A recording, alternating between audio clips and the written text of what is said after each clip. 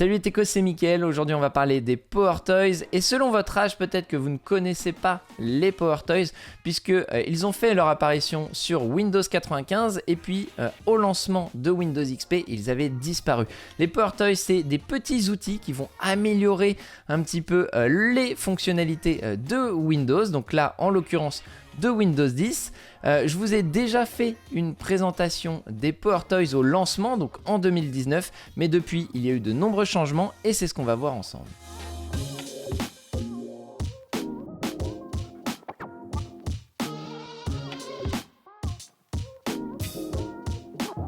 Alors avant que je vous présente l'ensemble des outils disponibles aujourd'hui via les Power Toys, eh bien je vous invite à installer les Power Toys si vous pensez en avoir besoin. C'est disponible dans la description et vous serez directement redirigé sur un lien GitHub avec la dernière release des Power Toys.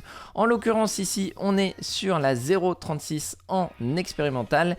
Et la dernière release stable, c'est la 0.35, c'est celle sur laquelle on va travailler aujourd'hui. Donc pour ça, vous avez simplement à aller sur release 0.35 et vous voyez qu'en bas ici, vous avez un exécutable que vous pourrez télécharger et installer sur votre machine Windows 10. Et une fois que vous avez téléchargé et installé les Power Toys, ils seront accessibles au niveau du Systray en bas à droite ici. Vous voyez que vous avez le petit logo Power Toys. Vous avez simplement à double-cliquer dessus pour lancer l'interface principale des Power Toys. Et donc dans cette interface, on va retrouver l'ensemble des Power Toys. En l'occurrence ici, au moment où je fais la vidéo, il y a 8 Power Toys. Il y en aura peut-être plus au moment où vous l'installerez. Et vous avez ici dans l'onglet général, quelques options liées à l'application Power Toys. On a notamment la possibilité de démarrer les Power Toys en tant qu'administrateur. Si on veut que tout fonctionne correctement, c'est peut-être plus sage. On a la possibilité de changer l'apparence, si vous voulez les Power Toys en foncé, en clair, ou bien qu'ils s'adaptent à la valeur par défaut de Windows. Et vous avez surtout, moi je trouve ça important, la possibilité d'exécuter les Power Toys au démarrage. Moi je les utilise régulièrement, donc j'aime bien que les Power Toys soient directement accessibles dès le démarrage de l'ordinateur. Vous avez la possibilité également de mettre à jour votre version de Power Toys. Vous voyez que moi ici elle est à jour et donc de télécharger automatiquement les mises à jour si nécessaire.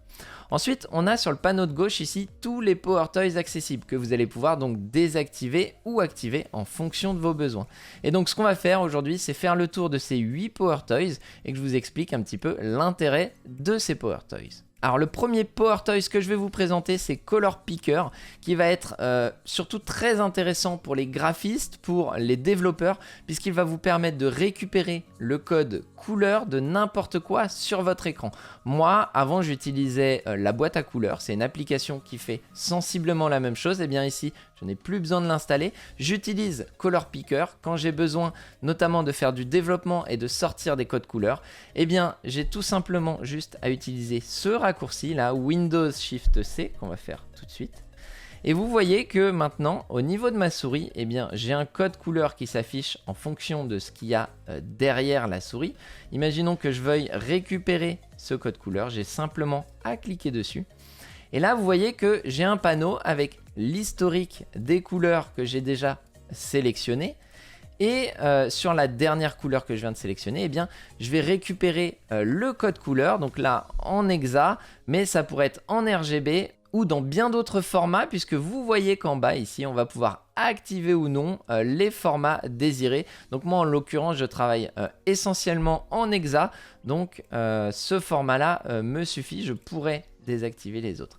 Et donc on a quelques paramètres, notamment le fait d'ouvrir ou non l'éditeur comme je vous l'ai montré il y a quelques secondes, mais vous pouvez avoir seulement le Color Picker ici et à ce moment là quand vous faites Windows Shift C, vous n'avez que ça qui s'affiche et quand vous cliquez, imaginons qu'on veuille récupérer le noir, même si on connaît le code hexa, on clique dessus et là le code c'est copié dans le presse-papier et si je veux ici le copier, le coller, on retrouve mon code couleur en RGB.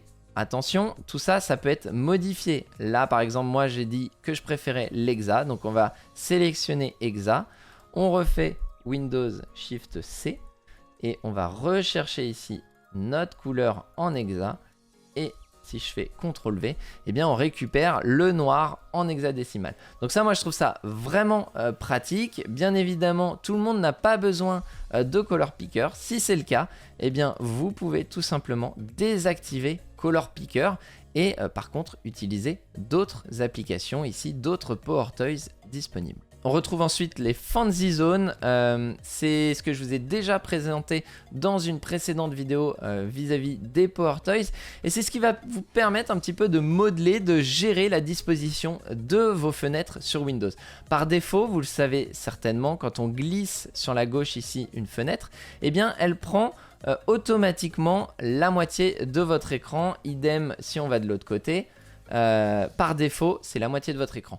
Peut-être qu'en fonction de votre travail, vous avez besoin de gérer vos fenêtres eh bien, différemment. Et bien pour ça, vous avez les Fancy Zones et vous cliquez ici sur l'éditeur et ce qui va vous permettre donc de modeler un petit peu à la façon que vous souhaitez eh bien, les fenêtres, la disposition des fenêtres de Windows. Vous voyez qu'ici vous avez quelques modèles qui vont vous permettre donc de se mettre en colonne, en ligne ou autre, mais vous avez aussi la possibilité de créer votre propre disposition et ici imaginons qu'on veuille changer tout ça, eh bien on va pouvoir hop modeler. Ici on voudrait deux fenêtres comme ça, c'est possible.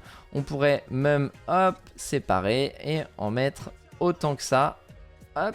Et ici, eh bien, vous pouvez mettre d'un côté, je ne sais pas moi, une fenêtre avec la bourse, de l'autre, une fenêtre avec vos serveurs. Voilà, tout est faisable. Ensuite, on enregistre et si on se met sur cette disposition, et bien ensuite, quand on va déplacer nos fenêtres tout en appuyant sur la touche majuscule, et bien vous voyez, on va pouvoir déplacer nos fenêtres dans les fameuses Fancy Zones et il va automatiquement eh bien, prendre l'emplacement désiré. Donc ça c'est vraiment super, c'est une très bonne chose parce que ça permet de personnaliser complètement eh bien, son explorateur et la façon dont on veut disposer les fenêtres. On a ensuite une extension à l'explorateur de fichiers, ça va permettre d'étendre les possibilités de l'explorateur de fichiers.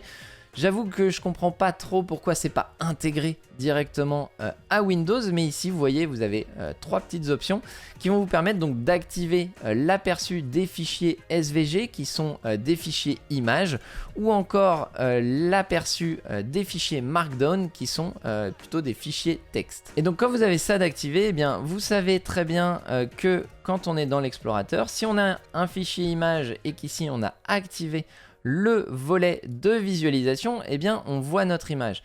Par défaut, lorsqu'on clique sur un fichier SVG ou sur un fichier Markdown, on ne voit pas le contenu. Eh bien avec le Power Toys extension de l'explorateur de fichiers, eh bien vous voyez directement l'aperçu de votre image ou de votre fichier Markdown. Moi j'en vois pas forcément trop l'utilité, je suis déçu que ce soit pas directement implémenté à l'OS de Microsoft, mais par contre j'espère qu'il y aura d'autres extensions, par exemple les fichiers PSD, les fichiers Photoshop, même si c'est un peu propriétaire, eh bien j'aurais bien aimé pouvoir voir l'aperçu comme ça, je trouve ça plutôt pratique.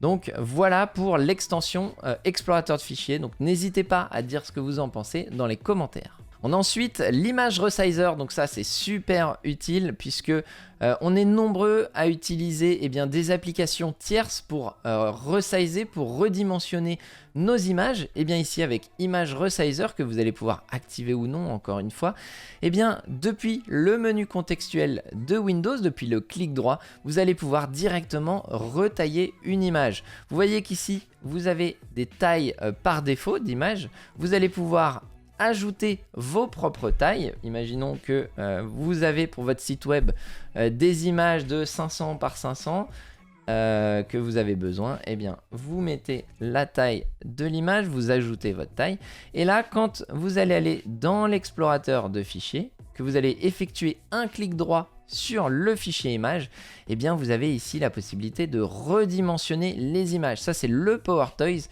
qui rajoute cette fonctionnalité là dans le menu contextuel. Et quand on clique dessus, eh bien vous voyez qu'il nous propose les tailles par défaut et celles que j'ai rajoutées tout à l'heure, web. Et donc si on clique sur redimensionner, automatiquement, je vais enlever le volet de lecture. On va se mettre en détail ici. Et vous voyez, automatiquement, il m'a créé une nouvelle image. Donc ça permet d'économiser énormément de place. C'est très pratique, par exemple, pour des envois par mail ou des choses comme ça. Eh bien, vous allez pouvoir également, sélectionner toutes vos images, faire un clic droit, redimensionner les images. Et ici, vous sélectionnez ce que vous avez besoin. Si c'est pour envoyer sur téléphone, pour envoyer en grand format, vous faites redimensionner. Ici, vous avez la possibilité également d'avoir des petites options, notamment de redimensionner directement le fichier d'origine. Alors attention, parce que là, vous allez perdre le fichier d'origine. Moi, je préfère créer une copie. Et donc, je fais redimensionner. Et ici, automatiquement, on voit qu'on a l'ensemble de nos copies. On va trier ça comme ça, qui sont ici et qui sont redimensionnés. Et puis l'avantage de tout ça, c'est que si on regarde les propriétés, on garde bien les propriétés de l'image. On voit ici qu'on sait avec quoi ça a été pris en photo, etc. Donc c'est plutôt pratique. Moi je trouve ça vraiment très bien vu de la part des Power Toys. Et vous allez pouvoir donc changer ici la qualité également de votre fichier image, donc c'est plutôt pratique. Et voilà, il y a quelques petites options. Néanmoins, la plus grosse partie, c'est ce qu'on voit ici, c'est les tailles d'image qu'on peut ajuster. Et tout est dans le menu contextuel de Windows, donc c'est vraiment bien vu. Alors on a ensuite le Keyboard Manager qui va vous permettre de personnaliser votre clavier, de remapper des touches, voire de créer de nouveaux raccourcis. Quand on va dedans, ici, vous voyez qu'on a remappé des touches, remappé des raccourcis. Et si on clique sur remapper une touche, on va pouvoir, en cliquant ici, appuyer sur une touche de notre clavier, imaginons le P, et on va pouvoir lui dire, maintenant, quand on appuie sur P, je veux que ça fasse un G. On appuie sur OK, ici on valide. Donc là il nous dit attention parce qu'on n'a pas de touche P dans le clavier maintenant. Et on fait continuer. Et si maintenant je lance par exemple le bloc-notes et que j'appuie sur un P, ça me crée un G. Donc il y a certainement bien des usages à tout ça.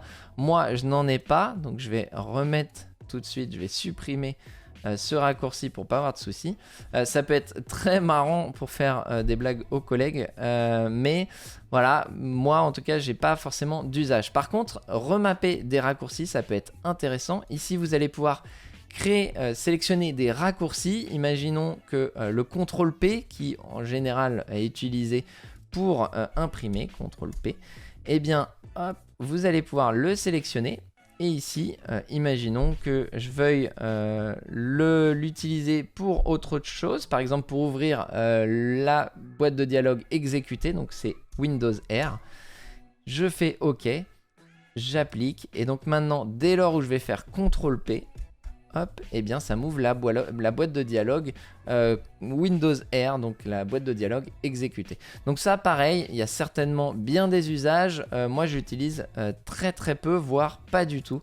Donc ça après c'est en fonction de chacun. On a ensuite le Power Rename qui est tout aussi pratique pour moi que le Image Resizer, qui va vous permettre donc de renommer une foultitude de fichiers. On peut par exemple penser toujours à nos images. Imaginons que toutes nos photos, on veuille y ajouter le nom de la ville où on était ou bien d'autres usages. Encore une fois ici, ça va ajouter une option, le Power Rename, directement au menu contextuel de Windows quand on fait le clic droit. Et donc si on retourne sur nos images ici, on va supprimer celle que j'ai créée tout à l'heure et on sélectionne donc plusieurs images. Imaginons qu'on veuille les renommer, on fait clic droit, Power Rename ici.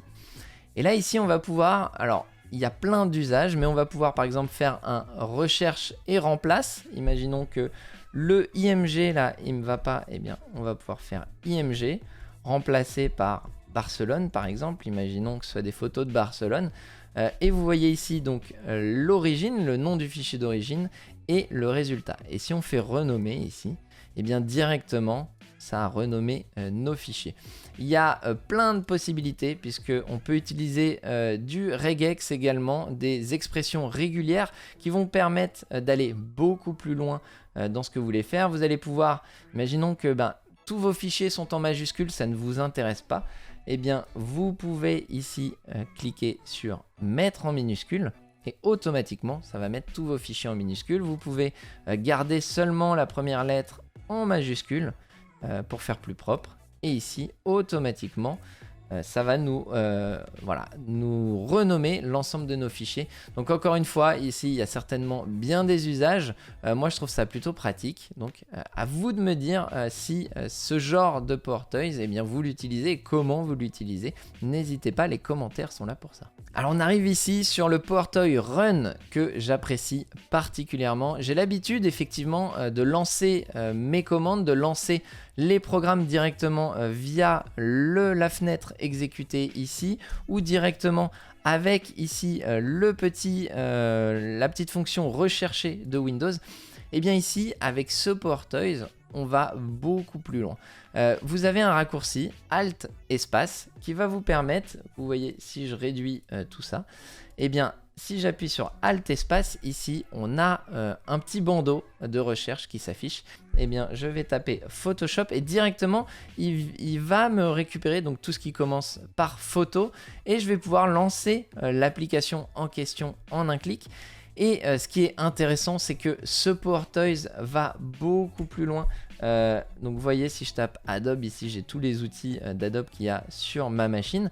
Et on peut aller beaucoup plus loin avec ce porteuil, puisque vous voyez qu'il y a de nombreuses fonctions que vous allez pouvoir activer ou non, comme faire un calcul. Donc bon, c'est pas forcément hyper utile, mais vous avez le résultat directement dans le porteuil Run.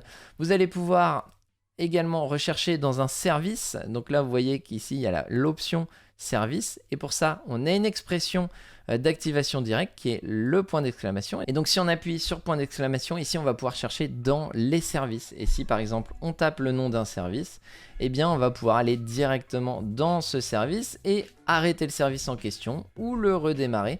Donc c'est plutôt pratique. Et donc la même chose pour la base de registre et pour plein d'autres choses. Vraiment c'est très pratique. Quand on a pris le coup de main, on prend l'habitude d'appuyer sur espace, Alt espace, et on va pouvoir directement chercher tout ce qu'on veut, que ce soit sur le web, que ce soit sur le PC, que ce soit des fichiers.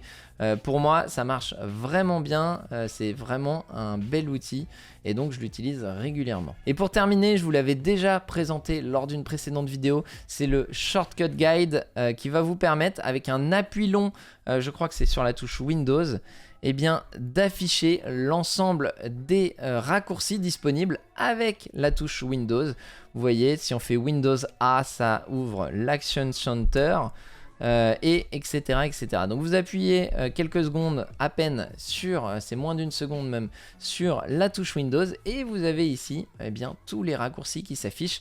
C'est plutôt pratique quand on n'a pas l'habitude d'utiliser les raccourcis Windows. Et donc là vous avez la possibilité de réduire ou non le délai pour l'appui de la touche Windows. Ça c'est en fonction de vos besoins. Voilà, je pense qu'on a fait un petit peu le tour. On a vu ensemble tous les outils PowerToys disponibles à ce jour. Vous voyez qu'il y en a certains, peut-être que vous n'utiliserez pas, mais d'autres qui peuvent être très utiles. Donc n'hésitez pas à me dire en commentaire ce que vous pensez de ces PowerToys, lesquels vous allez utiliser. N'hésitez pas à vous abonner, à partager cette vidéo. Et puis je vous dis à très bientôt pour une prochaine vidéo. Ciao!